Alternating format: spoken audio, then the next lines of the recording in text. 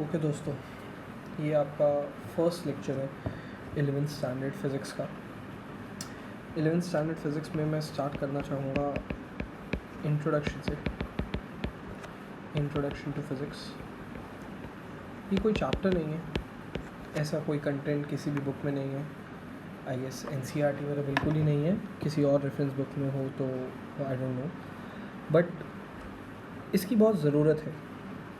इससे पहले कि हम किसी भी सब्जेक्ट को पढ़ें, किसी भी टॉपिक को पढ़ें, हमें उसके बारे में कुछ जान लेना चाहिए कि वो एग्जैक्टली क्या बात करता है, किस बारे में बात करता है, क्या समझाना चाहता है हमें। फाइन, तो इस चीज़ की शुरुआत जो है मैं आपको थोड़े पीछे से करवाता हूँ। जब आपने एलिमेंट्री स्कूल में पढ़ाई लिखाई करना शुरू करी होगी तो आपके पास एक सब्जेक्ट आया होगा EVS, एनवायरमेंटल साइंस, राइट। उस EVS सब्जेक्ट में आपने साइंस के बारे में बेसिक बातें पढ़ी, बहुत बेसिक। ये आपका शायद फर्स्ट स्टैंडर्ड सेकंड स्टैंडर्ड तक चला हुआ। देन थर्ड स्टैंडर्ड से ये आपका फर्स्ट से सेकंड स्टैंडर्ड तक चला हुआ। थर्ड स्टैंडर्ड से लेकर लगभग सिक्स स्टैंडर्ड तक आपने सब्जेक्ट का नाम पढ़ा साइंस। फाइन, साइंस को आप पढ़ते थे यूनिफॉर्म तरीके से, विदाउट उसमें कुछ डिस्क्रिमिनेशन करें। सिर्फ और सिर्फ हर टॉपिक को पढ़ते हुए आप एक ही दिमाग में बात रखते थे कि आप साइंस पढ़ रहे हैं। साइंस में भी आगे जाके फर्दर डिवीजन होते हैं, बट इससे पहले कि क्या डिविजन्स होते हैं हम पहले साइंस को जान लेते हैं, right. So according to different scientist, according to different professors, उनकी एक बेसिक सी डेफिनेशन होती है दैट एनीथिंग और any information obtained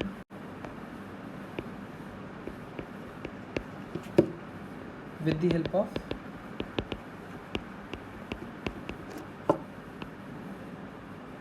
experiments or observation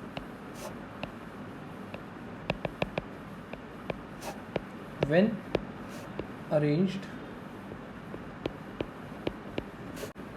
systematically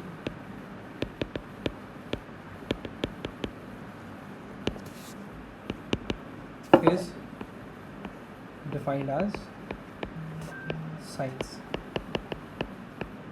So I hope आप बहुत टाइम से साइंस पढ़ रहे हैं एंड मुझे ये बिल्कुल भी अंदाज़ा नहीं है कि कितनी बारी यू हैव कम अक्रॉस और you have gone through this definition, but बहुत ज़रूरी है जब हम किसी सब्जेक्ट को पढ़ते हैं तो उसकी सबसे पहली चीज़ कभी भी लाइफ में याद रखिए। किसी भी टीचर से आप पढ़ रहे हैं, कोई भी सब्जेक्ट को पहली बारी पढ़ रहे हैं, तो जब कोई भी सब्जेक्ट आपकी लाइफ में पहली बार इंट्रोड्यूस होता है तो उसके पढ़ाए हुए सबसे पहले टीचर से आपको सबसे पहले यही जानना चाहिए कि इस सब्जेक्ट की डेफिनेशन क्या है, ये सब्जेक्ट हमें बताना क्या चाहता है।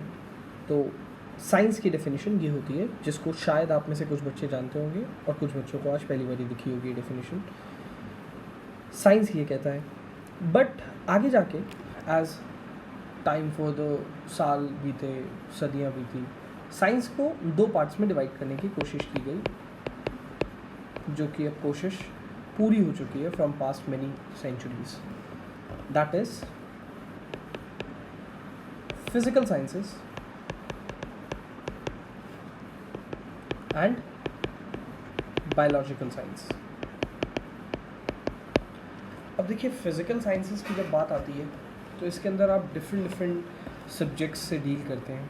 आप फिज़िक्स से डील करते हैं, जिसे हम पढ़ने वाले हैं इस थ्रू आउट लेक्चर में और आगे भी। देन आप केमिस्ट्री से डील करते हैं, ये भी फिज़िकल साइंसेस में आती है। देन आप अगर फिज़िकल साइंसेस की बात करेंगे तो जियोलॉजी एक सब्जेक्ट होता है, जियोलॉजी से डील करते हैं। एंड ऐसे ही और भी बहुत सारे सब्जेक्ट्स हैं जो फिज़िकल साइंसेस के अंदर आते हैं, जैसे कि atmospheric science. Fine, but biological science की अगर बात करें तो इसके अंदर आप अभी शायद आज तक तो सिर्फ बायोलॉजी पढ़ते थे, आगे जाके ये ज़ूलॉजी में बटेगा, बॉटनी में बटता है, लाइफ साइंसेस में बटता है। दोस्तों ये सब सब्जेक्ट्स भी हैं साइंस के डिफरेंट पार्ट्स के। फिजिकल साइंसेस अलग है, बायोलॉजिकल साइंसेस अलग है, उनके अंदर ये सब्जेक्ट्स भी आते हैं। और यही सब्जेक्ट्स आगे जाके आपके बैचलर्स की डिग्री भी बनती है। ये सब जो मैंने यहाँ पर लिखा है ये सब आपको बैचलर्स की डिग्री भी प्रोवाइड कराते हैं, that is BSc honours physics, BSc honours chemistry, similarly BSc honours zoology and botany. So यही सब आगे जाके कोर्सेज बनेंगे आपके बैचलर्स के 11th एंड 12th स्टैंडर्ड के बाद। Fine. So physical sciences and biological sciences together with is known as science. अब आते हैं आपके 11th स्टैंडर्ड में। सो देखिए 11th स्टैंडर्ड में आपके पास साइंस के लिए दो ऑप्शंस अवेलेबल हैं। अगर आप साइंस स्टूडेंट बनना चाहते हैं तो आपके पास एक रास्ता होता है नॉन मेडिकल का, जिसमें आप डील करते हैं इन सब्जेक्ट से, और एक रास्ता होता है आपके पास मेडिकल का, जिसमें आप इनसे तो डील करते ही हैं, इससे फिजिक्स एंड केमिस्ट्री से तो डील करते ही है, साथ में आप एक एक्स्ट्रा सब्जेक्ट ले लेते हैं बायोलॉजी, और उस बायोलॉजी के अंदर आप इन तीनों के बारे में पढ़ते हैं थोड़ा थोड़ा, और भी बहुत कुछ पढ़ते होंगे, but as I am a physicist so I hardly know about other subjects, but इतना तो मुझे पक्का पता है कि जोलॉजी एंड बॉटनी के कुछ चीज़ें आप मतलब एनिमल्स के बारे में, कुछ प्लांट्स के बारे में, कुछ बेसिक लाइफ साइंसेस के बारे में आप डेफिनेटली पढ़ते हैं अपने बायोलॉजी सब्जेक्ट में इन 11th and 12th standard. But मैंने ये नहीं कहा मेडिकल में हम सिर्फ बायोलॉजी पढ़ते हैं, मेडिकल में फिजिक्स एंड केमिस्ट्री भी पढ़ी जाती है, उसके साथ बायोलॉजी होता है। नॉन मेडिकल में खाली फिजिक्स एंड केमिस्ट्री होती है नॉन मेडिकल स्ट्रीम में। फाइन, तो आपके पास दो ऑप्शन हो जाते हैं, पीसीएम और पीसीबी। जनरली लोग पीसीएम एंड पीसीबी में ही डिफ्रेंशिएट करते हैं, बहुत रेयर होते हैं, बहुत टफ स्टूडेंट्स होते हैं जो आगे बढ़ के ये बोलते हैं कि नहीं मुझे पीसीएम भी पढ़नी है। तो देखिए मेरा जो सजेशन रहेगा वो आपको ये रहेगा कि पीसीएम तो लेना नेसेसिटी है ही। अगर आप सिर्फ पीसीएम ले लेते हैं तो आप नॉन मेडिकल स्टूडेंट कहलाएंगे, पर अगर आपको मेडिकल स्टूडेंट कहलाना है तो आपको एक बी एक्स्ट्रा पढ़ना पड़ता है। बट कई बच्चे और कई स्कूल्स आपको ऑफर करते हैं कि आप इसके बिना भी मेडिकल स्टूडेंट बन सकते हैं, डेफिनेटली बन सकते हैं आप। मेडिकल साइंसेज में शायद मैथ्स की कहीं कोई ज़रूरत नहीं होगी आपको। बट मेरा ये पूछना है आपसे कि ये जो 2 साल हैं आपके आने वाले 11th एंड 12th स्टैंडर्ड, उसमें फिजिक्स एंड केमिस्ट्री में भर भर के मैथ्स यूज़ होगी बेटा। इतनी मैथ्स यूज़ होगी इस फिजिक्स एंड केमिस्ट्री में कि बिना मैथ्स को इन सब्जेक्ट्स को पढ़ना, बिना मैथ्स के इन सब्जेक्ट्स को पढ़ना, एक तरह से सिर्फ इन सब्जेक्ट्स को रटना है। एंड आई नो कि आपके सीनियर्स या आपके डेफिनेटली बहुत लोग आपको ये समझाने की कोशिश करेंगे कि कोई बात नहीं, थोड़ा लर्न करके, थोड़ा इधर उधर से मतलब मैनेज करके निकल जाएगा फिजिक्स एंड केमिस्ट्री। आपका मेन स्ट्रीम तो बायो ही है। डेफिनेटली बेटा आपका मेन स्ट्रीम बायो ही है, आपको बायो पे बहुत ध्यान देना है। लेकिन किसी भी सब्जेक्ट को, मेरा कहना है आप किसी भी सब्जेक्ट को अगर पढ़ रहे हैं तो पूरी तरीके से समझ के पढ़िए, उसको लर्न करके या रट के कोई फ़ायदा नहीं है। आप डिसरिस्पेक्ट मत करिए उस सब्जेक्ट को, वो सब्जेक्ट रटने लायक नहीं होता। तो मेरी आपसे ये रिक्वेस्ट है कि अगर आप में से जो भी बच्चे ये वीडियो देख रहे हैं और वो मेडिकल लेना चाहते हैं तो वो थोड़े हार्ड बने, थोड़ा और ज़्यादा मेहनत करें और वो पीसीएमबी पढ़ें, एम को नेग्लेक्ट ना करें। विदाउट मैथ्स बेटा फिज़िक्स पढ़ना बहुत टफ हो जाएगा, और ये इस वीडियो में आपको समझ में आएगा, डेफिनेटली समझ में आएगा कि विदाउट मैथ्स फिज़िक्स पढ़ना टफ क्यों हो जाएगा। फाइन, सो आगे बढ़ते हैं हम लोग। ये आपके स्ट्रीम्स की बात थी, साइंस की बात थी, साइंस की डेफिनेशन और साइंस में कितने पार्ट्स होते हैं। बट अब हमारा सारा जो कॉन्सेंट्रेशन है वो फिज़िक्स पे रहने वाला है। फाइन, ओके दोस्त, सो अब डिस्कशन करते हैं फिज़िक्स का। जैसे कि अब फिज़िक्स पढ़ना जा रहे हैं हम लोग, तो क्यों ना हम पहले फिज़िक्स के डेफिनेशन के ऊपर बात करें। A branch of science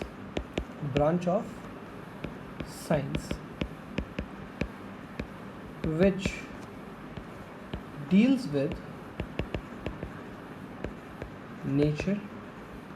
with nature and natural phenomena. So science की ऐसी ब्रांच जो कि नेचर से और नेचुरल फिनोमेना से डील करना चाहती है, उन्हें स्टडी करना चाहती है, इज़ डिफाइंड एज फिज़िक्स। उसे हम क्या कहते हैं?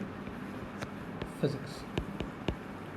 अब देखिए ये अपने आप में डेफिनेशन ही अपने आप में बहुत है ये समझाने के लिए कि भाई ये सब्जेक्ट जो है वो बहुत ज़्यादा डेंस है, बहुत ज़्यादा महान सब्जेक्ट है ये।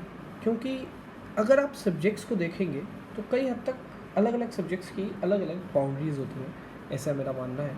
मैं किसी भी सब्जेक्ट को डिसरिस्पेक्ट नहीं कर रहा हूँ, बट कई हद तक अगर मुझसे कोई पूछेगा कि कॉमर्स के किसी सब्जेक्ट्स की लाइक अगर बात करें हम लोग कॉमर्स के सब्जेक्ट्स में अकाउंट्स की या बिजनेस स्टडीज़ की, देखिए इन सब का यूज़ वहाँ तक है जहाँ तक आपके इकोनॉमी का सवाल है या जहाँ तक कुछ पैसे का लेन देन है, और ये मुझे लगता है ये सब चीज़ें ना अर्थ तक सीमित है। अर्थ के अंदर ये सारी चीज़ें सिमट जाती हैं, इसके बाहर, अर्थ के बाहर इनका कोई यूज़ नहीं है।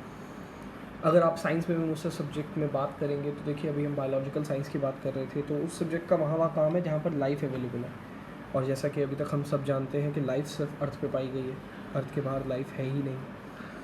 तो इसकी भी बाउंड्रीज़ हो गई। केमिस्ट्री की बाउंड्रीज़ हो गई कि जहाँ पर केमिकल्स की बात है, नेचुरल रिसोर्सेज की बात है, तो केमिस्ट्री की बाउंडेशन केमिकल्स हो गए, जहाँ वो केमिकल्स हैं वहीं पर डील करेगी केमिस्ट्री। जैसा कि मैंने कहा, ये मेरी खुद की सोच है, ये कोई भी डिसरिस्पेक्ट करने के लिए नहीं है, और डेफिनेटली अगर कोई टीचर इस लेक्चर को सुनता है तो वो मुझे करेक्ट कर सकता है। बट जब मैं बात करता हूँ फिज़िक्स की, तो देखिए फिज़िक्स कह रहा है I deal with nature and natural phenomena. अब नेचर एंड नेचुरल फिनोमिना की तो कोई बाउंड्री नहीं है ना, इसमें अर्थ आ जाएगा, अर्थ के बाहर जाओगे थोड़ा तो मून आ जाएगा, मून के थोड़ा और बाहर जाओगे तो सन तक चले जाओगे, सन से और थोड़ा ऊपर उठोगे तो तुम सोलर सिस्टम को देखोगे, सोलर सिस्टम के थोड़ा और ज़्यादा ब्रॉड माइंडेड बनोगे तो गैलेक्सी को देख पाओगे, फिर इंटर गैलेक्सी इंट्रा गैलेक्सी देखोगे, इंटर गैलेक्सी इंट्रा गैलेक्सी, फिर डिफरेंट गैलेक्सीज़ में नेबरिंग गैलेक्सीज़ आपकी एंड्रोमेडा आ गई। सिमिलरली मतलब वैक्यूम है, मतलब पूरा यूनिवर्स तक नेचर ही नेचर है और नेचुरल फिनोमिनाज है पूरे यूनिवर्स तक। अब देखिए यूनिवर्स आप लोगों के लिए तो बड़ी बात हो गई, कई ज़्यादा साइंटिस्ट तो मल्टीवर्स की भी बात करते हैं, मतलब वो कहते हैं एक यूनिवर्स नहीं बहुत यूनिवर्स हैं। कुछ साइंटिस्ट कहते हैं कि 2 यूनिवर्स हैं, पैरेलल यूनिवर्स है इसके एक। फाइन, तो ये तो कहीं एंड ही नहीं होने वाला है, नेचर एंड नेचुरल फिनोमिनाज कहीं एंड ही नहीं होंगे, तो फिज़िक्स भी कहीं एंड नहीं होगा। तो इसकी बाउंड्री जो है वो बहुत बड़ी है दोस्तों। इतना इनडेफिनिट बाउंड्री वाला सब्जेक्ट कितना ज़्यादा डेंस होगा, कितना ज़्यादा महान होगा, ये आप खुद डिसाइड कर लीजिए सुन के। लेकिन यहाँ पर हो सकता है कुछ लोग मुझसे ताल्लुक़ नहीं रखेंगे और वो इसमें डालना चाहेंगे मैथ्स को, कि मैथ्स भी बहुत महान सब्जेक्ट है। डेफिनेटली है, मैथ्स भी बहुत महान सब्जेक्ट है, लेकिन ज़रा देखते हैं कि मैथ्स एंड फिज़िक्स का रिश्ता क्या है। ये लेक्चर इसी के बारे में। फाइन, तो देखिए फ़िज़िक्स कब आया, पहले तो इसकी बात कर लेते हैं।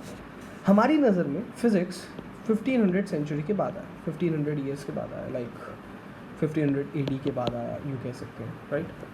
कुछ 1600 AD के बाद कहेंगे, बट मैं मोटा मोटी तौर पे मान लेता हूँ 1500 AD के बाद आया। तो 1500 AD के बाद आया फिज़िक्स, ये सही कहना होगा, या फिज़िक्स तो ऑलरेडी एग्जिस्ट कर रहा था जब से ये यूनिवर्स एग्जिस्ट कर रहा है। इट्स जस्ट हमने उसको समझना 1500 ईयर के बाद शुरू किया, 1500 AD के बाद, और उसका एक नाम रख दिया फिज़िक्स।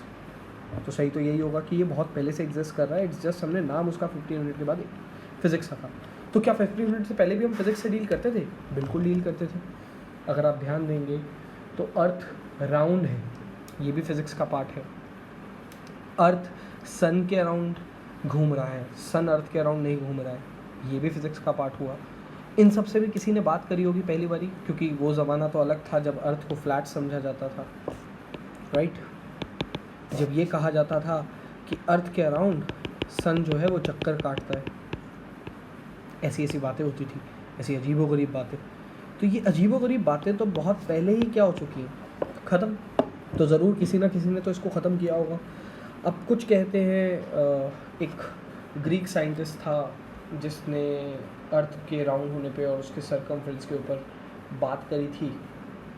सो उस ग्रीक साइंटिस्ट का नाम था Eratosthenes, like I can't pronounce it, जिसने सरकमफ्रेंस को कैलकुलेट करने की कोशिश की थी। एरेटोस्थेनिस ये नाम था उस साइंटिस्ट का।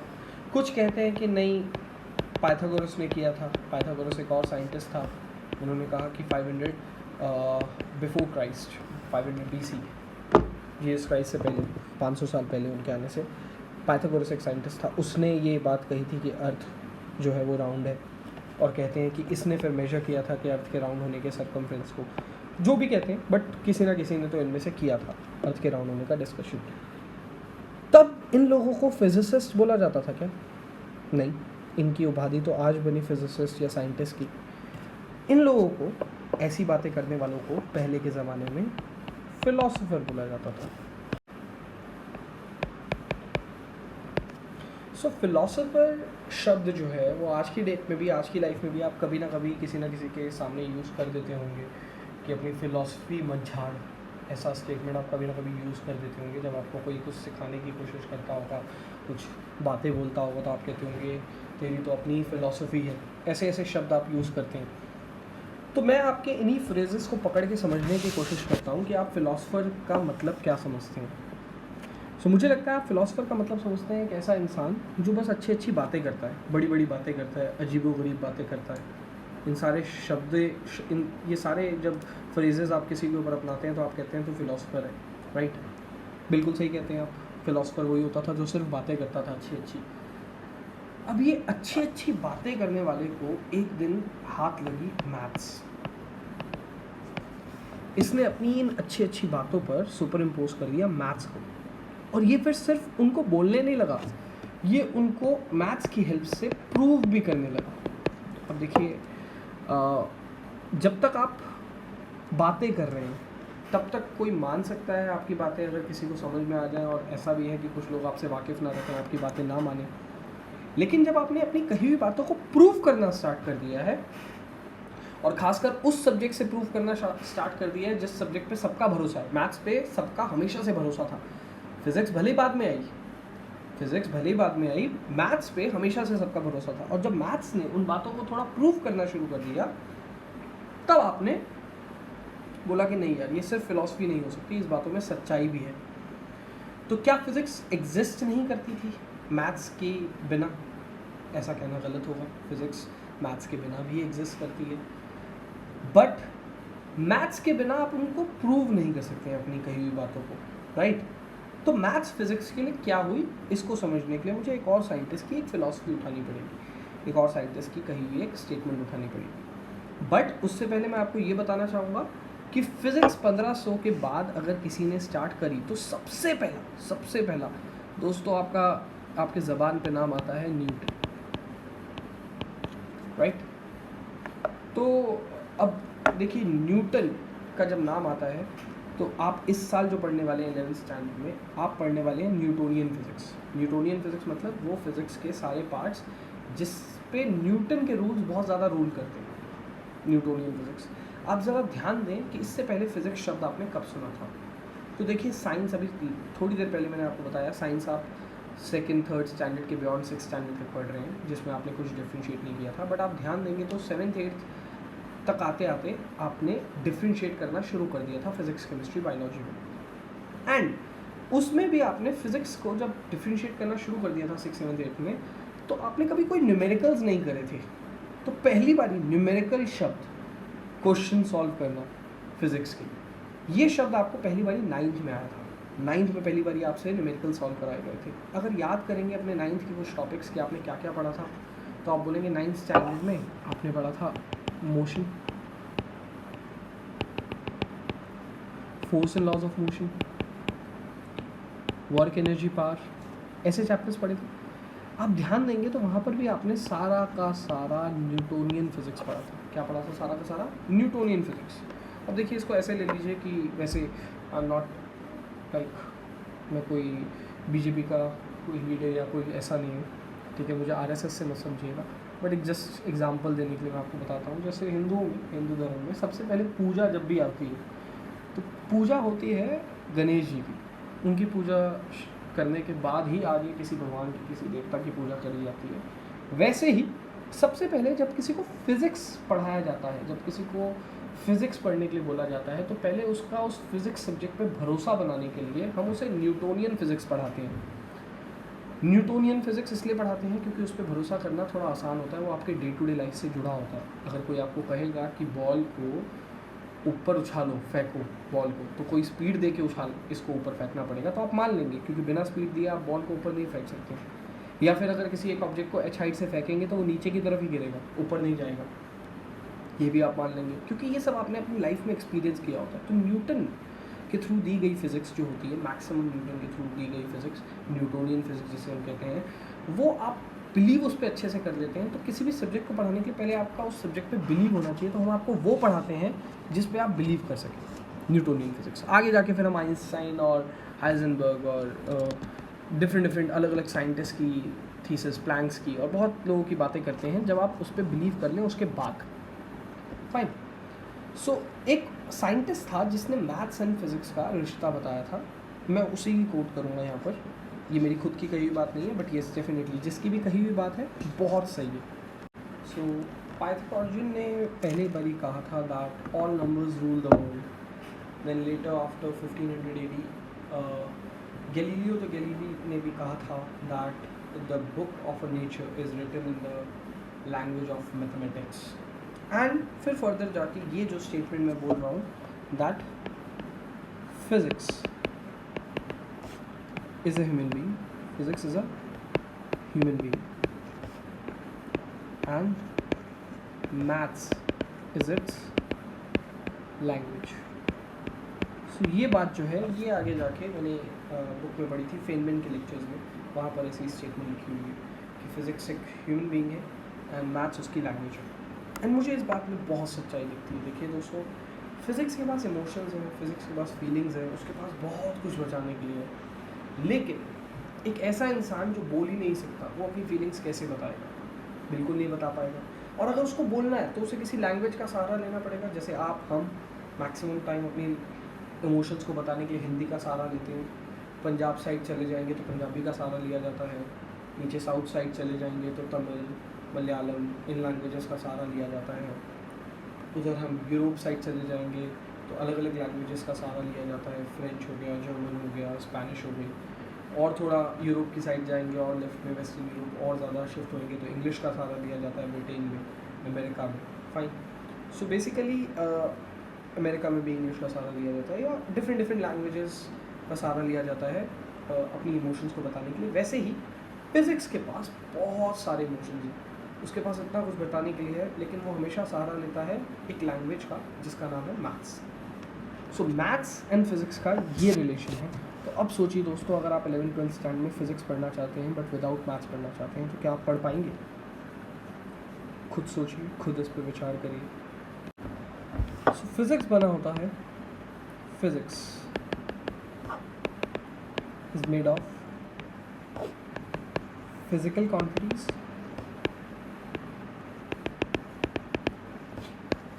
And properties. तो कुछ प्रॉपर्टीज़, कुछ लॉज होते हैं जिनके बारे में आप बात करते हैं, जिनका आप क्वालिटी पहचानते हैं, उसकी क्वालिटेटिव स्टडी करते हैं उन प्रॉपर्टीज़ की। आप क्वालिटेटिव का मतलब होता है जब आप किसी के बारे में सिर्फ बात कर सकते हो, उसको समझ सकते हैं।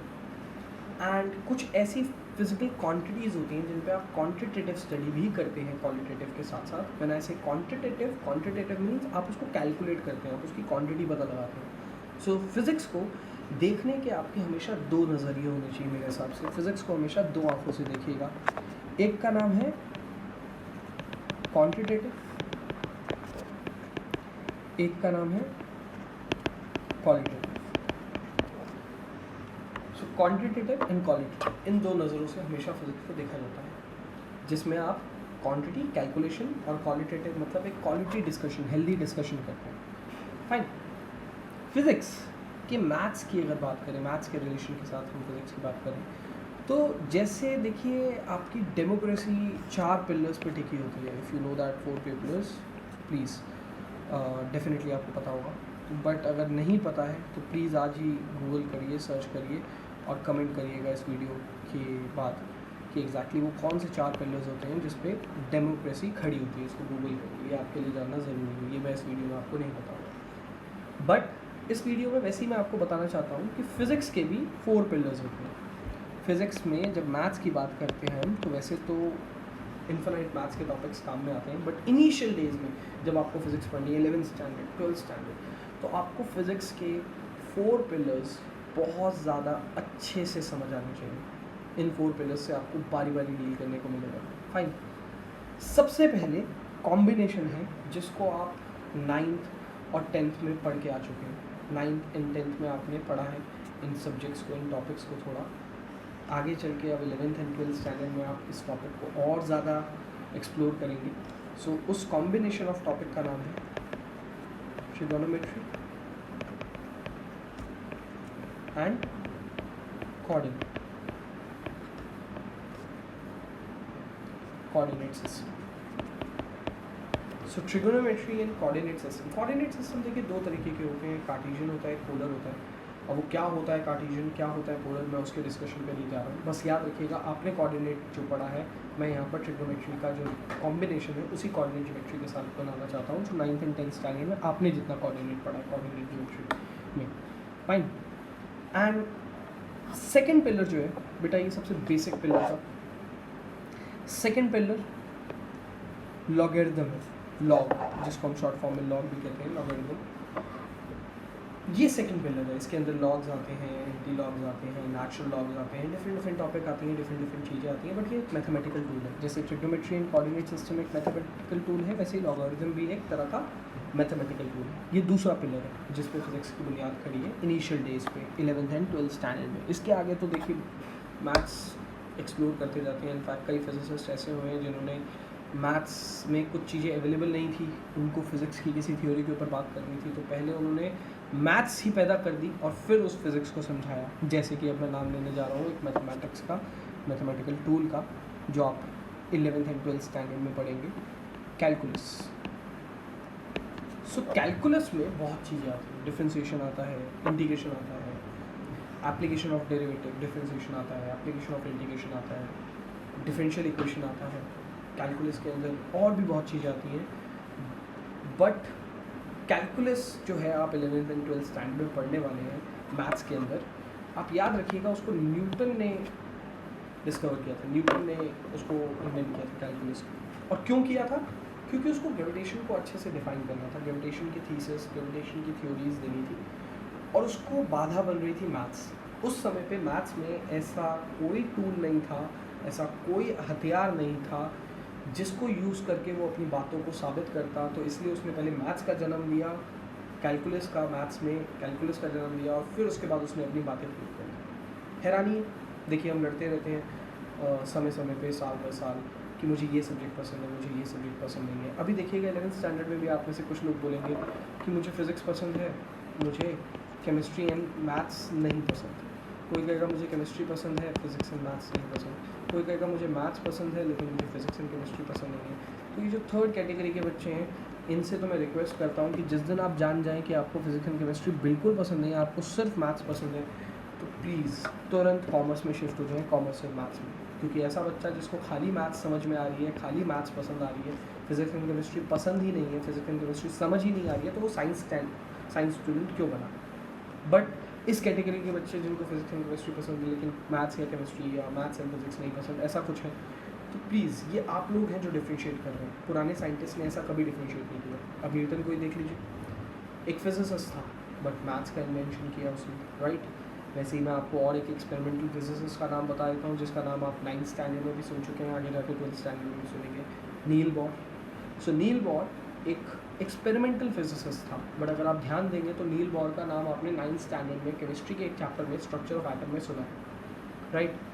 तो उसने तो अपना कंट्रीब्यूशन ये देख के नहीं दिया कि वो केमिस्ट्री में कंट्रीब्यूशन दे रहा है या फिजिक्स में कंट्रीब्यूशन दे रहा है, हालांकि वो फिजिक्स का भी पार्ट है, बट स्टिल लोग उनको पहली बारी केमिस्ट्री में देखते हैं. तो इसीलिए मैंने बोला आपको ये वाली बात. जैसे रॉबर्ट ब्राउन, अब रॉबर्ट ब्राउन को तो नहीं पता था कि उन्होंने ब्राउनियन मोशन को भी इन्वेंट करना है, जो कि केमिस्ट्री में बहुत हद तक केमिकल रिएक्शंस में काम आता है. और ब्राउनियन मोशन के अलावा उनको न्यूक्लियस को भी डिस्कवर करना है, सेल के अंदर इन्वेंट करना. फाइन, ये तो नहीं पता था रॉबर्ट ब्राउन. तो पुराने साइंटिस्ट को अगर आप देखेंगे तो ऐसे भेदभाव नहीं करते थे कि मुझे ये सब्जेक्ट पसंद है, वो सब्जेक्ट नहीं पसंद. वो सबको नॉलेज के लिए पढ़ते थे, चाहे फिजिक्स हो, चाहे केमिस्ट्री हो, चाहे मैथ्स हो. वो हर टॉपिक को सिर्फ और सिर्फ नॉलेज के लिए पढ़ते थे. आप भी प्लीज़ हर एक सब्जेक्ट को सिर्फ और सिर्फ नॉलेज की नज़र से देखिएगा. ट्रिगो कोऑर्डिनेट पहला पिलर, दूसरा पिलर लॉग, तीसरा पिलर कैलकुलस. मैथमेटिक्स का एक और टूल है, लेकिन ये टूल जो है वो मैथमेटिक्स में कम और फिज़िक्स में बहुत ज़्यादा काम आता है बेटा, बहुत ज़्यादा. ये सबसे अलग टॉपिक है, इसको मैं बिल्कुल ही अलग कवर करूँगा. इस मैथमेटिकल टूल का नाम है vectors.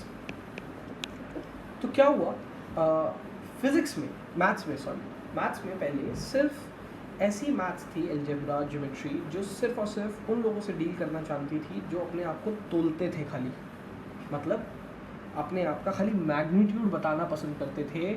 Mathematics, algebra and geometry पहले सिर्फ उन्हीं से डील करती थी। ऐसी क्वांटिटीज़ थी ही नहीं ज़माने में पहले लोगों के सामने कि जो अपने आप को मैग्नीट्यूड ही नहीं डायरेक्शन भी देना चाहती है, मतलब वेक्टर क्वांटिटीज़।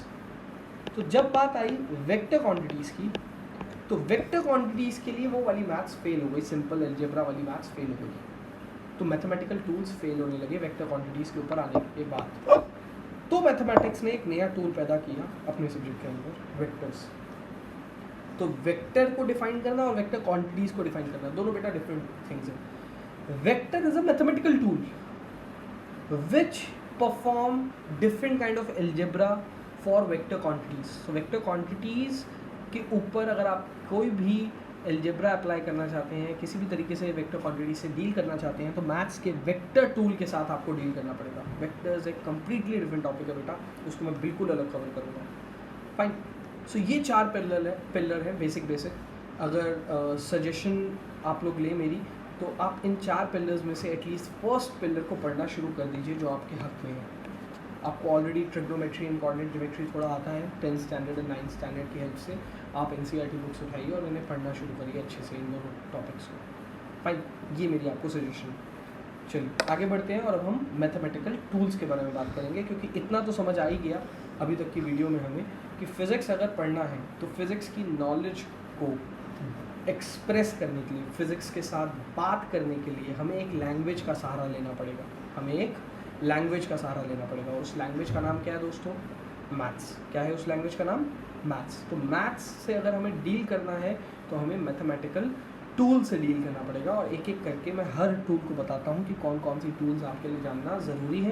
कुछ ऐसी टूल्स होंगी जो आप ऑलरेडी जानते होंगे, और कुछ ऐसी टूल्स होंगी जो आपको रिवाइज़ करनी पड़ सकती हैं, भूल गए होंगे, और कुछ ऐसी टूल्स जो आपने कभी नहीं देखी, जो आप सिर्फ और सिर्फ इसी साल देखने वाले हैं, तो उनको बहुत ध्यान से सीखिएगा। फाइन, चलिए आगे बढ़ते हैं।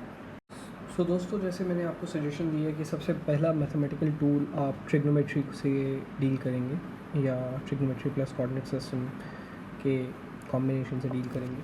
तो उससे डील करने के लिए मैं आपकी हेल्प कर देता हूँ, आपको थोड़ा सा रिवाइज़ करा देता हूँ कि आप सीख के क्या आए हैं। ट्रिग्नोमेट्री में 6 रेशोज़ होती हैं, 6 ट्रिग्नोमेट्रिक रेशोज़ होती हैं, साइन, कॉस, टैन। ये तो 3 बेसिक्स होती हैं सबसे ज़्यादा, sine, cos and tan. Then इन्हीं के रेसिप्रोकल्स होते हैं। साइन का रेसिप्रोकल होता है कोसिकेंट, कॉस का रेसिप्रोकल होता है सीकेंट, और टैन का रेसिप्रोकल होता है कॉट। ये ट्रिग्नोमेट्रिक रेशोज़ अपनी वैल्यूज़ एक राइट एंगल ट्राइंगल की हेल्प से देते हैं।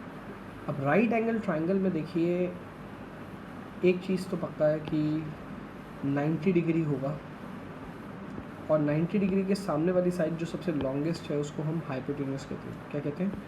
हाइपोटेन्यूस, जैसा कि यहाँ फिगर में दिखा भी रहा है। बट अगर ये A, B एंड C है तो हाइपोटेन्यूस फिक्स होगा, इसमें कोई शक नहीं है। हमेशा 90 के सामने वाला हाइपोटेन्यूस होगा, इसमें कोई शक नहीं है। लेकिन मैं आपको बताना चाहता हूँ कि अगर ये थीटा है इस वाले फिगर में, तो थीटा के सामने वाला होता है परपेंडिकुलर और बचा हुआ होता है बेस। लेकिन अगर इस एंगल थीटा के रिस्पेक्ट में बताना है तो इसके सामने वाला हो जाएगा परपेंडिकुलर और ये हो जाएगा बचा हुआ बेस।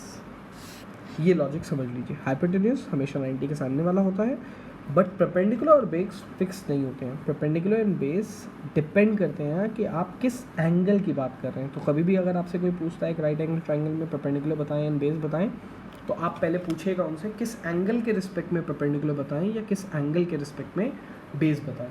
इधर ये वाले एंगल के रिस्पेक्ट में, एंगल ए के रिस्पेक्ट में बताना था तो हमने इसको परपेंडिकुलर और इसको बेस बोल दिया। इधर मैंने एंगल सी के रिस्पेक्ट में बता दिया, इसको परपेंडिकुलर और इसको बेस। सो जिस एंगल के रिस्पेक्ट में बताना होता है उसके सामने वाला होता है परपेंडिकुलर, और बचा हुआ फिर तीसरी साइड जो बची होगी वो क्या हो जाएगी? बेस। बेसिक फॉर्मूला होता है P/H B/H sign and cos का, P/B टैन का। P/H B/H sign and cos का, P/B टैन का। अब इन्हीं की रेसिप्रोकल करेंगे तो साइन का रेसिप्रोकल होता है कोसेकेंट, तो P/H का रेसिप्रोकल होगा H/B। कॉस का रेसिप्रोकल होता है सीकेंट, तो B/H का रेसिप्रोकल हो जाएगा H/B। एंड tan का रेसिप्रोकल होता है cot, तो p बाई बी का रेसिप्रोकल हो जाएगा b बाई बी. फाइन. ये एक बेसिक ट्रिग्नोमेट्रिक रेशियोज़ के राइट एंगल ट्राइंगल्स के हेल्प से आप वैल्यू पता लगा सकते हैं. बट यही वैल्यू आप एंगल्स के साथ लर्न करते हैं. कुछ एंगल्स पे हमें वैल्यू लर्न होती है 0, 30, 40, 5, 0, 30, 45, 60 एंड 90. इन 5 एंगल्स पे हमें वैल्यू लर्न होती हैं. इसके अलावा जिन भी वैल्यूज़ पे हम निकालेंगे वो with the help of some formulas या कुछ कन्वर्जन्स की हेल्प से निकालते हैं.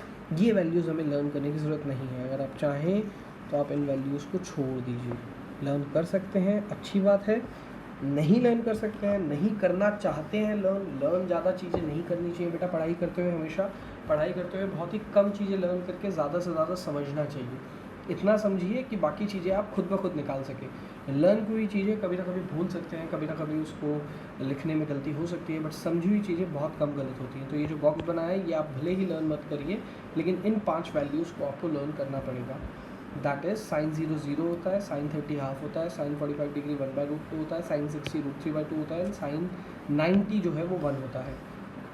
इसी का जस्ट ऑपोजिट लिख दीजिए तो cos 0 1 होता है, cos 30 √3/2 होता है, cos 45 1/√2 होता है, cos 60 हाफ होता है एंड cos 90 0 होता है. फाइन. देन tan की अगर बात करेंगे तो tan थीटा का एक सबसे बेसिक फार्मूला, और इनफैक्ट फार्मूले के लेवल पे मैं ये सबसे पहला फार्मूला ट्रिको का आपको रिवाइज करा रहा हूँ. tan theta is equals to sine theta by cos theta होता है. तो उसके अकॉर्डिंगली अगर आप tan 0 को पता लगाना चाहते हैं तो sin 0 अपॉन cos 0 होता है, 0/1 0. tan 30 पता लगाते हैं तो sin 30 upon cos 30 half upon √3/2 that is 1/√3. Then tan 45 अगर पता लगाना चाहते हैं तो sin 45 एंड cos 45 को डिवाइड करना पड़ेगा. 1/√2 डिवाइड बाई 1/√2 इज़ 1. देन इसको इससे डिवाइड करेंगे तो √3 आएगा. 1 को 0 से डिवाइड करेंगे तो एनीथिंग अपॉन 0, ये आज सीख लीजिए. वैसे 9th स्टैंडर्ड 10th स्टैंडर्ड तक ये आ जाना चाहिए था, बट अब सीख लीजिए. Any number anything upon 0, anything upon 0, anything में नंबर हो सकता है और अपॉन में 0 अगर हो तो उसका आंसर इनफाइनाइट होता है, नॉट डिफाइंड होता है उसका आंसर. फाइन. वैसे ही 0 अपॉन एनीथिंग का आंसर 0, एनीथिंग अपॉन 0 का आंसर इन्फिनिटी, 0 अपॉन एनीथिंग का आंसर 0, एनीथिंग अपॉन इन्फिनिटी का answer any number, any defined number upon infinity का आंसर 0. जैसे एनीथिंग अपॉन 0 का आंसर इन्फिनिटी, वैसे ही एनीथिंग अपॉन इन्फिनिटी का आंसर 0. 0/0 और infinity by infinity is also infinity, not defined. 0/0 और infinity by infinity is also not defined. Fine. Not defined भी एक बड़ा ख़ास चीज़ है फिज़िक्स और मैथ्स में. इसका अलग अलग थोड़ा सा मतलब निकाल लिया जाता है समय समय पर. Not defined according to maths एक ऐसा नंबर, एक बहुत बड़ा नंबर, गिनती गिनते गिनते गिनते गिनते आप एकदम एंड तक चले जाइए और इतनी दूर चले जाइए कि उसके आगे आप गिन ना पाए, या फिर किसी ऐसे दूर के नंबर के बारे में बात कर रहे हैं आप जिसको आप जानते ही नहीं है, जो कि डिफाइंड ही नहीं है, उसको आप नॉट डिफाइंड करेंगे. बट फिज़िक्स में समय समय पर आप देखेंगे डिफाइंड चीज़ों को भी नॉट डिफाइंड कर दिया जाता है. जैसे कि अगर बात करेंगे फिज़िक्स के लिए, फिज़िक्स से पूछेंगे आप 0.1 के सामने 10⁻16 या 10⁻18 कैसा नंबर है, तो फिज़िक्स आपको कहेगा 0.1 के सामने 10⁻18 जो है वो इन्फिनाइट नंबर है, बहुत बड़ा नंबर है. लेकिन मैथ्स से आप पूछेंगे तो 10⁻18 वैल्यू दे के तो अकेले इस वैल्यू को देंगे मैथ्स को, तो वो कहेगा ये तो डिफाइंड है, ये नॉट डिफाइंड थोड़ी है. लेकिन फिज़िक्स को आप कहेंगे तो फिज़िक्स कहता है मैं तो रिलेट करके इसको नॉट डिफाइंड कह रहा हूँ. तो फिज़िक्स रिलेटिविटी पे, मतलब चीज़ों को रिलेट करने में, एक को दूसरे के रिस्पेक्ट में बताने पे ज़्यादा विश्वास रखता है physics. Fine. So maths and physics थोड़ा थोड़ा इन्फिनिटी के ऊपर, नॉट डिफाइंड के ऊपर थोड़ी थोड़ी डिस्कशन मैथ्स एंड फिज़िक्स में चेंज हो जाती है कभी कभार, ये आप ऑब्जर्व करेंगे. फाइन. ये पहला बेसिक स्लाइड है जो मैंने आपके साथ शेयर किया है, जिसके अंदर आपको साइन कॉस टैन के बेसिक फार्मूलाज हैं, उनके रेसिप्रोकल्स, सीकेंड एंड कॉट के फार्मूलाज हैं, इनकी वैल्यूज़ हैं डिफरेंट एंगल्स पे जो आप लर्न कर चुके हैं. और ये एक कोऑर्डिनेट सिस्टम है जो बता रहा है कि 0 to 90 डिग्री कैसा भी एंगल किसी भी ट्रिग्नोमेट्रिक रेशियो में पुट करो, किसी भी, आंसर पॉजिटिव ही आएगा, आंसर पॉजिटिव ही आएगा. 90 to 180 कैसा भी एंगल पुट करो, साइन एंड कॉस सीकेंट, जो साइन का रेसिप्रोकल है cosecant, sine and cosecant positive आएंगे, उसके अलावा बाकी सब नेगेटिव, बाकी सब नेगेटिव। मतलब कॉस ऑफ 150 पता लगाना चाहूँ या सीकेंट या कॉट ऑफ लेट्स से 160 पता लगाना चाहूँ तो उसका आंसर डेफिनेटली नेगेटिव आएगा, क्योंकि वो सेकंड क्वाड्रेंट में, सेकंड क्वाड्रेंट में खाली साइन एंड कोसीकेंट होता है। वैसे ही थर्ड क्वाड्रेंट मतलब 180 से 270 तक, 180 से 270 तक कोई भी एंगल पुट करिए, खाली टैन एंड कॉट होंगे पॉजिटिव, बाकी सब नेगेटिव, बाकी सब नेगेटिव। एंड 270 से अगर 360 डिग्री तक एंगल पुट करेंगे किसी भी ट्रिग्नोमेट्रिक रेशियो के आगे तो खाली कॉस और सीकेंट निकलेंगे पॉजिटिव, बाकी सब क्या निकलेंगे नेगेटिव, बाकी सब क्या निकलेंगे नेगेटिव। ये एक बेसिक चीज़ है कोऑर्डिनेट सिस्टम और ट्रिग्नोमेट्रिकल रिलेशन। अभी ये रिलेशन थोड़ा और आगे बढ़ेगा, बट ये सबसे बेसिक रिलेशन है, इनका एक साथ कॉम्बिनेशन है कि फर्स्ट क्वाड्रेंट में हर ट्रिग्नोमेट्रिक रेशियो जो होती है वो पॉजिटिव होती है। 0 to 90 डिग्री किसी भी ट्रिग्नोमेट्रिक रेशियो के अंदर एंगल पुट करिए, 0 to 90 में उसका आंसर पॉजिटिव आएगा। 90 to 180 के अंदर वही एंगल पुट करने पर सिर्फ साइन एंड कॉस ही पॉजिटिव वैल्यू देंगे, बाकी सब नेगेटिव देंगे। देन 180 से 270 के अंदर पुट करने पर सिर्फ और सिर्फ टैन एंड कॉट ऐसे ट्रिग्नोमेट्रिक रेशियोज हैं जो पॉजिटिव आंसर देंगे, बाकी सब नेगेटिव देंगे। एंड 270 से लेकर 360 तक पुट करने पर किसी भी तरीके के एंगल को पुट करने पर कॉस एंड सीकेंट का आंसर पॉजिटिव आएगा, बाकी सब का आंसर आएगा नेगेटिव, बाकी सबका आंसर आएगा नेगेटिव। ये चीज़ आप यहाँ इस बॉक्स में भी देख सकते हैं कि जब बात 180 तक चल रही थी तब खाली साइन पॉजिटिव था, कॉस एंड टैन नेगेटिव थे। जब बात 180 से थोड़ी सी ऊपर गई तो साइन तो हो गया नेगेटिव, बट देखिए चाहे कॉस का आंसर 0 और टैन का आंसर इन्फिनाइट है, लेकिन है तो पॉजिटिव वैल्यू, क्योंकि ये 270 दोनों लोग शेयर करते हैं, फोर्थ क्वाड्रेंट भी शेयर करता है और थर्ड क्वाड्रेंट भी। और जब बात 60 के ऊपर आई तो देखिए सभी पॉजिटिव हो गए, क्योंकि 360 जो है वो फर्स्ट क्वाड्रेंट के साथ भी लिंकअप बना रहा है 0 डिग्री के थ्रू, एंड फोर्थ क्वाड्रेंट के साथ भी लिंकअप बना रहा है 360 के थ्रू। तो 360 दोबारा से 0 का रोल प्ले करने लगता है। 360 दोबारा से देखिए किसका रोल प्ले कर रहा है, 0 का। चाहे तो आप वैल्यू देख सकते हैं इधर जो मैंने एरो बनाया है, साइन कॉस एंड टैन की वैल्यू 360 पर 0 1 एंड 0 होती है, and sign cos and tan की वैल्यू 0 पे भी 0 डिग्री एंगल पे भी 0 1 एंड 0 होती है। तो 360 दोबारा से रोल प्ले करता है 0 का। इससे ये समझ में आया 90 ऐड करने के बाद अगर 360 तक पहुंच जाते हैं तो वो 0 का रोल प्ले करता है। तो और 90 ऐड करेंगे तो 450 रोल प्ले करेगा 90 का, और 90 ऐड करेंगे तो 540 रोल प्ले करेगा 180 का, और 90 ऐड करेंगे तो 630 रोल प्ले करेगा 270 का, और 90 ऐड करेंगे तो वापस से घूम के 720 आ जाएगा जो कि रोल प्ले करेगा 360 और 0 की तरह। क्लियर है? सो ये एंगल्स आप एंटी क्लॉकवाइज घुमाते जाइए, एंटी क्लॉकवाइज घुमाते जाइए और 90 ऐड करते जाइए, तो जिस पोजीशन में जो उनसे एंगल्स आएंगे वो एग्जैक्टली एक जैसा एक्ट करेंगे, जैसा ये एक्ट कर रहा था वैसा ही ये एक्ट करेगा। फाइन। सो इस पेज को मैं आपके लिए रब कर रहा हूँ सो दैट आपको नोट करने में आसानी हो। इसको नोट कर लीजिएगा अच्छे से। ये बेसिक्स हैं आपके, ये बेसिक्स आपके साथ ऑलरेडी शेयर किए जा चुके हैं PDF के फॉर्म में, बट स्टिल यहाँ से अगर कोई नोट करना चाहता है तो नोट कर सकता है। फाइन, आगे बढ़ते हैं बेसिक्स में, मैथमेटिकल टूल्स में, और आगे बढ़ते हैं और बात करते हैं। सो दोस्तों ये हमारी ट्रिग्नोमेट्री के ऊपर कुछ आइडेंटिटीज़ हैं, कुछ कन्वर्जन्स हैं। सो सबसे पहले फर्स्ट 2 पॉइंट्स को क्लियर कर लेते हैं। हमारे पास जो है ये कह रहे हैं साइन जो है वो एक इंक्रीजिंग फंक्शन है एंड कॉस जो है वो एक डिक्रीजिंग फंक्शन है। ये स्टेटमेंट सिर्फ काम आएगी आपके for like first 90 degree thing, फिर टाइम टू टाइम ये बात अपने आप को रिपीट करेगी अलग अलग इंटरवल्स पे। अच्छा ये ऐसा कहते क्यों हैं, इसके लिए मैं आपको एक फिगर है वो बना के दिखा रहा हूँ यहाँ पर, एंड यहाँ पर, यहाँ मैं बना रहा हूँ कॉस के लिए राइट साइड में, एंड यहाँ पर बना रहा हूँ मैं साइन के लिए। सो एग्जैक्टली साइन का ये ग्राफ होता है। अगर ये ग्राफ आपने पहले कभी देखा है तो मैं आपको बताता हूँ, आपने ये साउंड चैप्टर में देखा होगा 9th स्टैंडर्ड में ऐसा एक ग्राफ। ये ग्राफ साइन के कर्व का है, और साइन के कर्व में साइन 0 0 होता है एंड साइन 90 मतलब π/2 साइन 91 होता है। तो आप देखेंगे 0 to 90 डिग्री जाते हुए इसकी वैल्यू इंक्रीज़ कर रही है, इसीलिए कहा जाता है साइन एक इंक्रीजिंग फंक्शन है। वेराज अगर कॉस का ग्राफ देखेंगे आप तो कॉस का ग्राफ ऐसा होता है, कॉस का ग्राफ ऐसा होता है। सो इसमें कॉस 0 की वैल्यू अगर आप देखेंगे तो आपको दिखाई देगा कॉस 0 की वैल्यू 1 है, वेराज कॉस π/2 की वैल्यू 0 है।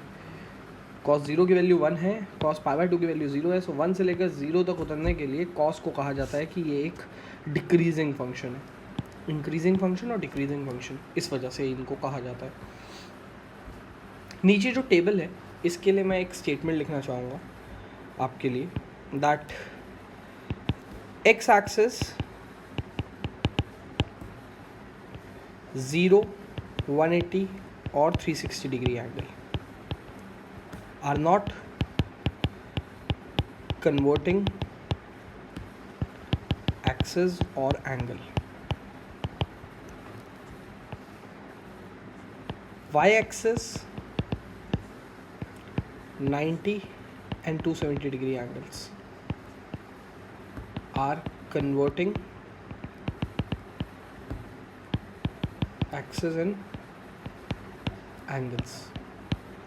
Now इससे मेरा मतलब क्या है, इस टेबल में आप ढूंढ सकते हैं इस मतलब को। सो आप देखेंगे कि साइन 90 + 30 करूं या साइन 90 - 30 करूं, माइनस थीटा करूं, सॉरी, साइन 90 + थीटा करूं या साइन 90 - थीटा करूं, दोनों का आंसर cos थीटा है। वेयर एज साइन 180 + थीटा या साइन 180 - थीटा जो होता है वो चेंज नहीं करता है अपने आप को, साइन कॉस में नहीं बदलता है, साइन साइन में ही रहता है। हाँ, वो अलग बात है कि अगर आप साइन से पूछोगे तो 180 - थीटा मतलब वो सेकंड क्वाड्रेंट में है, क्योंकि थीटा एक्यूट है। थीटा यहाँ पर क्या रोल प्ले कर रहा है, एक्यूट का। सेकंड क्वाड्रेंट में साइन पॉजिटिव होता है, बट साइन 180 + थीटा मतलब थर्ड क्वाड्रेंट में एंटर कर गया। तो थर्ड क्वाड्रेंट में एंटर करने की वजह से इसके बाहर यहाँ पर माइनस ज़रूर लग सकता है, ये एक चांसेस ज़रूर है, बट साइन अपने आप को साइन में ही रखता है 180 के साथ जब वो ऐड या सब्ट्रैक्ट करता है। तो 180 आर नॉट कन्वर्टिंग एक्सिस और कन्वर्टिंग एंगल, वेयर एज 90 जो है वो कन्वर्टिंग है। 90 जो है वो क्या है, वाई एक्सिस, और 90 270 क्या है, कन्वर्टिंग है। तो साइन देखिए अपने आप को कॉस में बदल रहा है। तो कौन कौन किस किस में अपने आप को बदलता है, इसको मैं एक बार यहाँ पर लिख देता हूँ, देखिएगा। सो साइन अपने आप को बदलता है कॉस में, एंड कॉस अपने आप को बदलता है साइन में। टैन अपने आप को बदलता है कॉट में, और कॉट अपने आप को बदलता है टैन में। सीकेंड अपने आप को बदलता है कोसीकेंड में, एंड कोसीकेंड अपने आप को बदलता है सीकेंड में। यहाँ पर साइन साइन में ही रह जाता है, कॉस कॉस में ही रह जाता है, टैन टैन में ही रह जाता है, या इनके रेसिप्रोकल्स में ही रह जाते हैं अगर इस एंगल्स को ऐड या सब्ट्रैक्ट होता है विद एक्यूट एंगल, या इस एक्सिस का यूज़ होता है अगर कन्वर्ट करने के लिए, तो वो कन्वर्ट नहीं करते हैं अपने आप को। बट वाई एक्सिस का यूज़ होगा, यानी 90 और 270 डिग्री का यूज़ होगा, तो ये अपने आप को कन्वर्ट कर लेंगे। ये आपने अभी जस्ट पिछले स्लाइड में मेरे पास देखा था, ऐसा एक कोऑर्डिनेट सिस्टम का ग्राफ, जिसमें यहाँ 0 था, यहाँ 90 था, यहाँ 180 था, यहाँ 270 था, और यहाँ वापस से 360 था। क्लियर? सो ये चीज़ें यहाँ पर लिखी हुई हैं, इनको आप देख सकते हैं। अब कौन से क्वाड्रेंट में आएगा ये चीज़ डिसाइड करेगी आपका आंसर। मैं आपको एक क्वेश्चन करके दिखाता हूँ, तब आपको और अच्छे से समझ में आएगा। सो चलिए देखते हैं। सो लेट्स से आपसे पूछा जाता है कि साइन 150 की वैल्यू क्या होती है। तो जैसा कि मैंने आपको कहा था कि साइन की सिर्फ 5 वैल्यूज़, या साइन कॉस टैन की हम सिर्फ 5 वैल्यूज़ यूज़ करते हैं, लर्न करते हैं उनके आंसर्स। 150 का आंसर हमें लर्न नहीं होता। तो क्या मैं ऐसे साइन 90 + 60 लिख सकता हूँ? पहला तरीका। 90 के अलावा और कौन मेरी हेल्प कर सकता है आंसर निकालने में? 180। तो क्या मैं इसे 180 - 30 लिख सकता हूँ? बिल्कुल। साइन 150 को इस तरीके से भी किया जा सकता है, फर्स्ट वे और सेकेंड वे। अच्छा, 90 + 60। सो 90 कैसा एंगल था? कन्वर्टिंग था। कन्वर्टिंग होने की वजह से साइन किस में बदल जाएगा? कॉस में। तो मैं इसको लिखूँगा cos 60। Sine 90 + theta is cos theta. जैसे 270 देखिए यहाँ पर, 270 + थीटा, राइट। तो वैसे ही ये चेंज कर देता है cos 60। बट साइन 90 180 साइन 180 - 30, 180 तो चेंज नहीं करता है, तो साइन का साइन में रह जाता है साइन 30। अब देखो, करो ऐसे या ऐसे, आंसर तो सेम आना चाहिए। तो ये देखते हैं हम सेम आएगा या नहीं आएगा। cos 60 का आंसर होता है हाफ, साइन 30 का भी आंसर होता है हाफ। लेकिन मेरा सवाल है, ये 150 किस क्वाड्रेंट में होता है? तो क्वाड्रेंट होगा सेकंड, और सेकंड क्वाड्रेंट में साइन का हाल क्या होता है? पॉजिटिव, तो आंसर पॉजिटिव में रहेगा। कुछ बच्चे हो सकते हैं गलती कर दें, कुछ बच्चे हो सकते हैं गलती करें और ये सोचें कि सेकंड क्वाड्रेंट में कॉस की वैल्यू तो नेगेटिव होती है, सेकंड क्वाड्रेंट में कॉस की वैल्यू तो नेगेटिव होती है। लेकिन मैं उन्हें कहूँगा प्लीज़ ऐसी चीज़ों से बचने के लिए आप ये सवाल करें अपने आप से कि क्वेश्चन था किसके बारे में। क्या क्वेश्चन cos 60 के बारे में था या क्वेश्चन sin 150 के बारे में था। तो आपका सवाल का आंसर होगा कि sin 150 के बारे में क्वेश्चन था, और sin 150 के बारे में अगर क्वेश्चन था तो 150 डिग्री एंगल अगर सेकंड क्वाड्रेंट में लाई करता है, लेकिन वो sin के बारे में बात कर रहा है, तो वो तो पॉजिटिव ही आंसर आएगा ना। किसकी हेल्प से आंसर ला रहा है उससे क्या फ़र्क पड़ता है, कॉस वहाँ पर नेगेटिव है उससे क्या फ़र्क पड़ता है। किसकी भी हेल्प से लाए, खुद का आंसर देने के लिए उसको सेकंड क्वाड्रेंट में अपने आप को प्लस में रखना पड़ेगा। वेयर एज यही अगर आप बोलेंगे कि cos 210 निकालो, तो मैं फिर बोलूँगा कि इसके दो तरीके हैं। पहला cos 180 प्लस 30 लिख दूँ मैं इसको, दूसरा cos 270 माइनस 60 लिख दूँ। इस 210 को इस दोनों तरीक़ों से लिख सकता हूँ मैं। क्लियर है। सो 180 के पास ये प्रिविलेज होती है कि वो अपना ट्रिग्नोमेट्रिक रेशो चेंज नहीं करवाएगा, तो 180 cos को cos में ही रहने देगा, बस cos 30 लिखना पड़ेगा। Where as cos 270 minus 60, cos मतलब अपने आप को चेंज करवा सकता है 270 के साथ डील करवाने के बाद, तो वो cos अपने आप को चेंज कराएगा sin में, sin 60। बट ये तो इनकी हेल्प ले रहे हैं, cos और sin की हेल्प ले रहा है ये cos 210 अपने आप को निकालने के लिए, cos 30 एंड cos sin 60 की हेल्प ले लेगा। बट 210 कौन से क्वाड्रेंट में लाई करता है, सवाल ये है। तो 210 आपको आंसर आएगा कि थर्ड क्वाड्रेंट में लाई करता है, और थर्ड क्वाड्रेंट में tan एंड cot के अलावा हर कोई नेगेटिव होता है, तो cos भी नेगेटिव होगा, तो इनके बाहर आपको क्या लगाना पड़ेगा, नेगेटिव। नेगेटिव cos 30 बोलूँ या नेगेटिव √3/2 बोलूँ, बात सेम है। नेगेटिव sin 60 बोलूँ या नेगेटिव √3/2 बोलूँ, बात सेम है। तो देखिए आंसर सेम आ रहा है फिर दोबारा, आप समझे। तो आप एक ट्रिग्नोमेट्रिक रेशो को कन्वर्ट करिए, ऐसे एंगल का यूज़ करिए कि वो कन्वर्ट करे, जैसे कि 90 एंड 270, या ऐसे एंगल का यूज़ करिए जो कि कन्वर्ट नहीं करता, जैसे कि 180। आंसर दोनों ही सूरतों में आंसर क्या आएगा, सेम। आंसर क्या आएगा, सेम। सो ये जो ऊपर चार्ट था अभी थोड़ी देर पहले जो चार्ट था, प्लीज़ वीडियो को बैक ले जाके उसको पॉज करके वो चार्ट पूरा लर्न कर लीजिए। वैसे सारा लर्न करने की ज़रूरत नहीं है, अगर कॉन्सेप्ट समझ गए तो आप समझ गए होंगे कि कौन किस में चेंज कर रहा है किसको, और प्लस किस क्वाड्रेंट में जा रहा है, तो उसके हिसाब से आपको एंगल चुनना है। ठीक है दोस्तों, अब मैं आपसे एक सवाल पूछता हूँ, tan 1110 का आंसर बताइए मुझे। tan 1110 डिग्री का आपको आंसर बताना है। सो इस क्वेश्चन को करने के लिए, इस क्वेश्चन को सॉल्व करने के लिए आपको इसी वीडियो के थोड़े पहले जाना होगा और सीखना होगा कि कैसे आप इस चीज़ के ऊपर कमेंट कर सकते हैं कि जब वो एंटी क्लॉकवाइज घूमता जाता है तो हर एक एंगल किसी दूसरे एंगल की जगह ले लेता था। जैसे कि 360 ने 0 की जगह ली थी, जैसे कि 450 ने 90 की जगह ली थी, जैसे कि 540 ने 180 की जगह ली थी, एंड 630 ने 270 की जगह ली थी। तो ऐसे करते करते आपको 110 के करीब पहुंचना है। फाइन। सो एक ऐसे एंगल पे पहुंचना है जो किसी की जगह लेगा और वो 110 के करीब होना चाहिए, वहाँ तक पहुँचिए। फिर उसके बाद वो वैसे ही हरकत करेंगे कन्वर्ट करने की जैसे ये कर रहे हैं। तो अगर वो एक्स एक्सिस पे एंगल पहुंच रहा होगा आपका करीब वाला, तो वो कन्वर्ट नहीं करेगा ट्रिग्नोमेट्रिक रेशो को, और आपको फिर ये देखना है कि ये एंगल जो है वो कौन से क्वाड्रेंट में लाई करेगा। और अगर वो वाई एक्सिस वाला आप चुनेंगे एंगल, उसके थ्रू इसको निकालना चाहेंगे, तो फिर वो कन्वर्ट कर देगा। फाइन। तो ये आपको क्वेश्चन सॉल्व करना है अपने आप। चलिए नेक्स्ट और कुछ ट्रिग्नोमेट्रिक रेशोज़ मैं आपको दिखा देता हूँ, and trigonometric identities, not ratios. Ratios तो यही होती हैं, sine cos tan and secant cosecant cot. But मैं आपको और ट्रिग्नोमेट्रिक आइडेंटिटीज़ एंड और कुछ बेसिक एल्जेब्रा के फॉर्मूलाज जो आप बचपन से करते आ रहे हैं, बचपन से जिन चीज़ों को आप देखते आ रहे हैं, उनको एक बार इस वीडियो में डिस्कस कर लेता हूँ, सो दैट आपका आज का काम समझ में आ जाए आपको कि आपको किन किन मैथमेटिकल टूल्स पे ध्यान देना है नेक्स्ट क्लास से पहले। फाइन। सो दोस्तों, ये लेफ़्ट साइड में कुछ फार्मूलाज हैं ट्रिग्नोमेट्री के, ट्रिग्नोमेट्रिक फार्मूलाज। इनमें से कुछ फार्मूलाज आपने डेफिनेटली अपने 10th स्टैंडर्ड में देखे होंगे, बट ना कि उनको यूज़ किया होगा, उनको वेरीफाई किया होगा। कुछ एंगल्स आपको दिए जाते थे और बोला जाता था कि इस फॉर्मूले के अंदर वेरीफाई करो कि ये एंगल्स की वैल्यू पुट करने के बाद left hand side right hand side के इक्वल है या नहीं है। ऐसे करके आपने 2-3 फार्मूलाज यूज़ शायद करे हो। ठीक है, एक ये वाला क्वेश्चन आपने डेफिनेटली देखा होगा। लेकिन वहाँ पर वेरीफाई करने के दिए जाते थे, अब मैं आपको इनको लर्न करने के लिए कह रहा हूँ। आपको ये सारे फार्मूलाज लर्न करने हैं टिल यहाँ तक, ये सारे फार्मूलाज जितने भी हैं इन सब को आपको लर्न करना है, बाय हार्ट लर्न करना है, इतने अच्छे से लर्न करना है कि वक्त आने पर आप इनको बहुत अच्छे से इंटरप्रिटेट कर सकें कि कौन सा फार्मूला कब हमारे इस्तेमाल में आएगा। फाइन, तो ये फार्मूलाज आपका लर्न करना काम है, अच्छे से लर्न करिएगा इनको। इनके ऊपर बहुत ज़्यादा डिपेंडेंट रहेंगे आपकी डेरिवेशंस और आपके क्वेश्चन सॉल्व होने हैं कि नहीं होने हैं, न्यूमेरिकल्स आपसे सॉल्व होने हैं कि नहीं होने हैं, ये इन फार्मूलाज पे डिपेंडेंट रहेंगे। लेफ्ट में trigonometric formulas and right side में जो है उसमें मैंने आपको कुछ जनरल फार्मूलाज दिए हैं, जो फार्मूलाज आप बचपन से लर्न करके आ रहे हैं।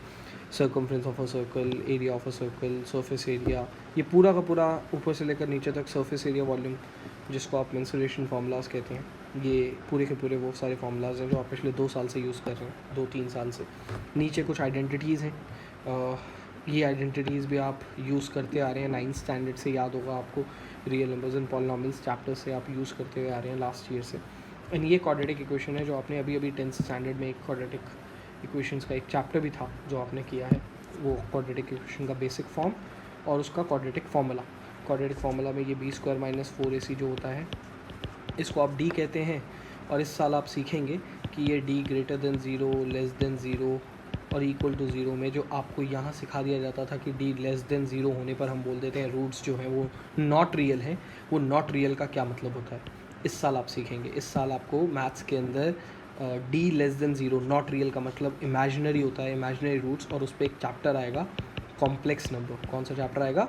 Complex number. इस साल आप ये कॉम्प्लेक्स नंबर के अंदर सीखेंगे कि जब रूट के अंदर < 0 मतलब नेगेटिव वैल्यू आ जाती है तो किस टाइप के नंबर का जन्म होता है, और उसमें आप कॉम्प्लेक्स नंबर के अंदर वो सीखेंगे, ये याद रखिएगा। बट जितना इस पेज पे लिखा हुआ है ये सब मुझे लगता है कि आप पिछले 3 साल से बहुत अच्छे से कर रहे हैं इसको, तो ज़्यादा टाइम नहीं लगेगा लर्न करने के लिए। हो सकता है कईयों को ये लर्न भी हो, बट जिनको लर्न है अच्छी बात है, जिनको लर्न नहीं है लर्न कर लें। और ये जो चीज़ है ये तो आपने कभी लर्न नहीं करी है, इसको तो बाय हार्ट लर्न कर ही लें, ठीक है। मैथ्स के अंदर भी ट्रिको करना होगा इसी साल, पहला, दूसरा या तीसरा चैप्टर कराने में इंटरेस्टेड होता है हर टीचर, हर मैथ्स का टीचर। इसको आपको फर्स्ट 3 चैप्टर्स में करा ही देगा ट्रिग्नोमेट्री। सो प्लीज़ आज का लेक्चर अगर आपको समझ में आया तो आपको ये समझ में आया होगा कि मैथ्स के बिना फ़िज़िक्स बहुत अधूरी है। कम्प्लीटली मैथ्स ही है एक तरह से लैंग्वेज, क्योंकि उसी में बात करते रहते हैं हम, तो बहुत ध्यान दीजिए इन चीज़ों पे। फिर भी अगर आपका डिसीजन है कि विदाउट मैथ्स ही आपको पढ़ना है, देखिए मेडिकल वाले तो नॉन मेडिकल वाले तो पीसीएम पढ़ेंगे ही, सो नॉन मेडिकल में तो ऑप्शन होता ही नहीं है मैथ्स छोड़ना या लेने का, पीसीएम लेना ही है आपको। बट अगर कोई मेडिकल का स्टूडेंट है जो ये वीडियो देख रहे हैं, उसको अगर ऐसा लगता है, अभी भी लगता है कि हाँ वो विदाउट मैथ्स कर लेगा, तो it's up to him, definitely कोई दिक्कत नहीं है। हर दूसरा टीचर आपको हेल्प करेगा ही फिज़िक्स में विदाउट मैथ्स भी चीज़ों को समझने के लिए, लेकिन मुश्किल हो जाएंगी चीज़ें, ना कि सिर्फ आपके लिए, समझाने वाले के लिए भी बहुत मुश्किल हो जाएंगी विदाउट मैथ्स इसको समझाना। सो आज के लिए मैंने आपके साथ सिर्फ एक पिलर को डिस्कस करा है, सिर्फ एक पिलर, ठीक है। कौन सा पिलर? जिसमें ट्रिगो एंड कोऑर्डिनेट का कॉम्बिनेशन था, ट्रिगो एंड कोऑर्डिनेट का कॉम्बिनेशन था। नेक्स्ट क्लास में मैं आपके साथ सेकंड पिलर के ऊपर बात करूँगा, second pillar and third pillar के ऊपर बात करूँगा। सेकंड पिलर में हमारे पास लॉग था एंड थर्ड पिलर में हमारे पास कैलकुलस था। मैं इसके ऊपर डिस्कशन करूँगा अपनी बेसिक सी, एंड फिर उसके बाद जाके हम डिस्कशन करेंगे कहीं पर वेक्टर्स का। माइट भी चांसेस हो सकता है हम वेक्टर्स के डिस्कशन जो है वो स्किप कर दें, जब तक काइनेमेटिक्स चैप्टर स्टार्ट ना हो तब तक के लिए हम वेक्टर्स के डिस्कशन को रोक दें, शायद ऐसे चांसेस हैं, वो डिपेंड करता है। But next class definitely log and calculus के बारे में होगी, तभी हम वेक्टर्स पे बढ़ेंगे, या फिर अपने फर्स्ट चैप्टर फ्रॉम एनसीईआरटी और according to CBSE physical world and measurement and unit, physical world and unit and dimension topic. Fine. So आज के लिए जितना आपको सिखाया प्लीज़ इन पे ध्यान दें, और जितना समय आपको मिल रहा है अभी मेन स्ट्रीम फिज़िक्स चालू होने में, उतना